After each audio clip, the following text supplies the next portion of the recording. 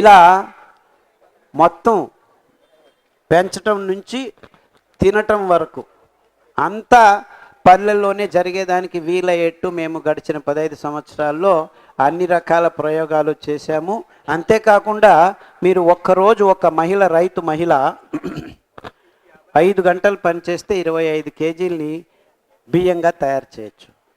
ఇంకొక అద్భుతమైన విషయం ఏమిటంటే ఈ ధాన్యాలు బీజ కవచం తీయకుండా ఉంటే 5 సంవత్సరాలైనా ఏ మందులు, ఏ పురుగుల మందులు లేకుండా హ్యాపీగా మీ ఇంట్లో అలాగే ఉంచుకోవచ్చు. ఎవ్వరి అవసరము లేదు.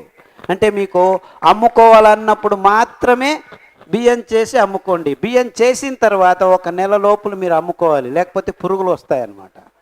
పురుగులు పడినా ఏమి ఇబ్బంది లేదు. మళ్ళీ కొద్దిగా అలా ఎండలో వేసి పిండి చేసి రొట్టెలు చేసుకోండి, ముద్దలు చేసుకోండి, ఏమీ ఇబ్బంది లేదు. అంటే మీకు నష్టం అనేది లేనే లేదు.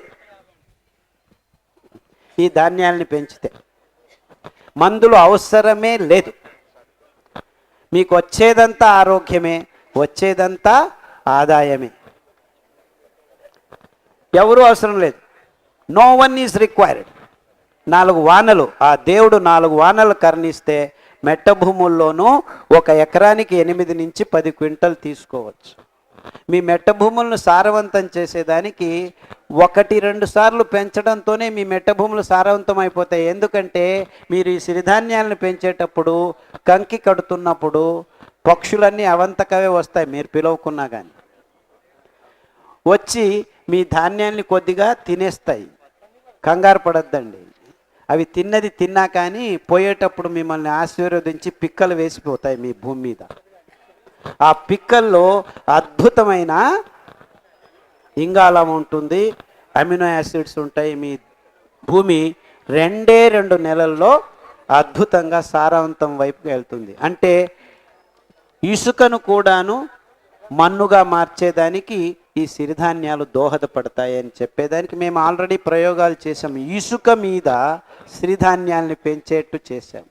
అంటే ముందు తరాలలో మనకు దొరికేది మన్ను కాదు, ఇసుకే.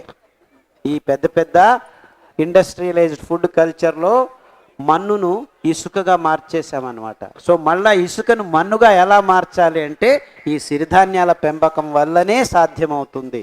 చూసారా, ఇలా పర్యావరణానికి, మీ ఆరోగ్యానికి, పక్షుల ఉనికికి అన్ని రకాలుగాను మన నీళ్లను మనం ఎంత ఎరుకతో అంత ఆదాగా వాడుకుంటూ ముందు తరాలకు పర్యావరణాన్ని, అద్భుతమైన ఆరోగ్యాన్ని ప్రసాదించేదానికి వీలయ్యేది ప్రతి ఒక్క పరిమాణంలోనూ దోహదం చేసేది సిరిధాన్యాలే అని గట్టిగా నమ్మిన వాళ్ళల్లో నేను మొదటివాణ్ణి.